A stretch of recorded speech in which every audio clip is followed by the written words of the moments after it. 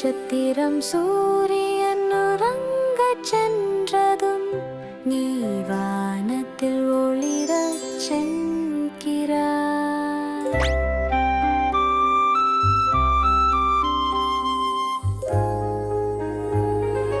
இன்னும் இன்னும் சின்ன நட்சத்திரம் தூரத்தில் இருந்தும் வெகு தொலைவில் பிரகாசிக்கிறாய்.